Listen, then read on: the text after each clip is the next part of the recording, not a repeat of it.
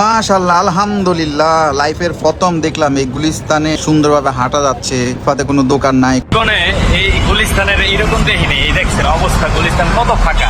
বাংলাদেশে অনেক সরকার এসেছে, অনেক সরকার গেছে, কিন্তু ঢাকার ফুটপাত দখলমুক্ত করতে পারেনি কোনো সরকারই। সেই কাজটি করে দেখিয়েছেন প্রধানমন্ত্রী তারেক রহমান ও তার নেতৃত্বাধীন বিএনপি সরকার। এই কাজ করতে গিয়ে তাদেরকে অনেক চ্যালেঞ্জের মুখোমুখি হতে হয়েছে। ফুটপাতের দোকানদারদের কাছে তুপের মুখে পড়তে হয়েছে, তবুও সরকার যেন পিছুপা হননি। কারণ তারা জানতেন এটা হলো জনগণের অধিকার, এটা ঢাকাবাসীর স্বস্তির প্রশ্ন। সামাজিক যোগাযোগ মাধ্যমে ছড়িয়ে পড়া ভিডিও ও ছবিতে দেখা যায় গুলিস্তান, নিউ মার্কেট, মগবাজার, ফার্মগেট, মিরপুর, উত্তরা, আগারগাঁও সহ বিভিন্ন এলাকায় ফুটপাত এখন অনেকটাই খালি।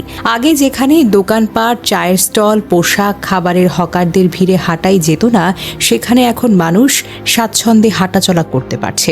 অনেকেই মন্তব্য করছেন, আগে রাস্তায় ঘন্টার পর ঘন্টা জ্যামে আটকে থাকতে হতো, আর এখন রাস্তা তো একেবারেই ফাঁকা, যানজট অনেক কমে গেছে। ফুটপাত দখলমুক্ত করতে গিয়ে প্রত্যেক ম্যাজিস্ট্রেট ও পুলিশ কর্মকর্তাকে বাধার সম্মুখীন হতে হয়েছে। যারা দীর্ঘদিন ধরে সরকারি জায়গা দখল করে ব্যবসা চালিয়ে আসছিলেন, তারা নানাভাবে প্রতিরোধ গড়ে তুলেছেন। অনেক ক্ষেত্রেও পুলিশকে মানতে চাননি দখলদাররা। ঢাকা মেট্রোপলিটন পুলিশ বিশেষ অভিযান চালিয়ে ফুটপাত ও সড়ক থেকে অবৈধ স্থাপনা সরিয়েছে। কয়েকদিনের অভিযানে জরিমানা আদায় করা হয়েছে লাখ লাখ টাকা। কয়েকজনকে গ্রেফতারও করা হয়েছে।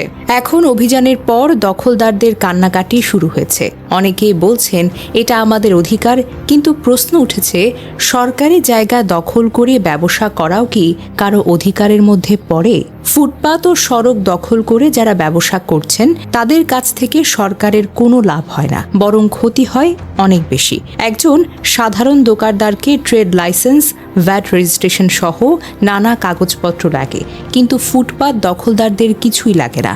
তারা লাখ লাখ টাকা উপার্জন করেন, কিন্তু রাষ্ট্রের কোষাগারে 1 টাকাও লাগে না।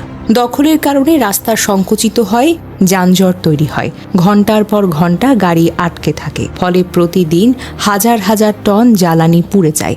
এই জ্বালানি আমদানি করতে হয় বিদেশ থেকে। দেশের বৈদেশিক মুদ্রা বেরিয়ে যায় শুধু অবৈধ দখলদারের কারণে। অনেক এলাকায় দখলদের পেছনে শক্তিশালী চাঁদাবাজির নেটওয়ার্কও কাজ করে। সরকার এখন চেষ্টা করছে ফুটপাত যেন স্থায়ীভাবে খালি থাকে, মানুষ সহজে হাঁটাচলা করতে পারে, যানজট কমে, দুর্ঘটনা হ্রাস পায়। সবচেয়ে বড় প্রশ্ন, এটা কতদিন টিকবে? এটাই সবচেয়ে গুরুত্বপূর্ণ বিষয়। ইতিপূর্বে আওয়ামী লীগ সহ অন্যান্য সরকারও ফুটপাত দখলমুক্ত করার অভিযান চালিয়েছে, কিন্তু কিছুদিন পর আবার দখল হয়ে গেছে। উচ্ছেদের পর বিকেলেই আবার দোকান বসে যাওয়ার ঘটনা বারবার ঘটেছে। তারেক রহমানের সরকার এবার শক্ত হাতে অভিযান চালাচ্ছে।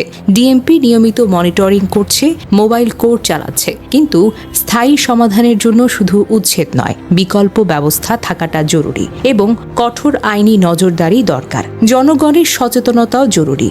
যারা দখলমুক্ত ফুটপাত দেখে খুশি, তাদেরকেও সোচ্চার হতে হবে যাতে আবার দখল না হয়। ফুটপাত দখলমুক্ত করা শুধু একটি প্রশাসনিক কাজ নয়, এটি জনগণের অধিকার ফিরিয়ে দেওয়ার লড়াই। তারেক রহমানের সরকার যে সাহস দেখিয়েছে তা প্রশংসার দাবিদার। দোকানীদের কষ্ট হচ্ছে ঠিকই, কিন্তু অবৈধ দখলকে অধিকার ভাবার কোনো সুযোগ নেই। সরকার যদি এই অভিযানকে স্থায়ী করতে পারে, তাহলে ঢাকা শহরের চেহারাই বদলে যাবে।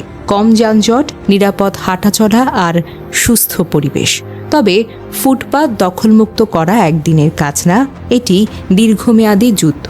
যদি এই ব্যবস্থা টিকে থাকে, ঢাকা হতে পারে আরও বেশি চলাচলযোগ্য, নিরাপদ শহর। আর যদি না থাকে, তাহলে আবারও ফিরে আসবে সেই পুরনো দৃশ্য, জ্যাম, বিশৃঙ্খলা আর দখলের নগরী।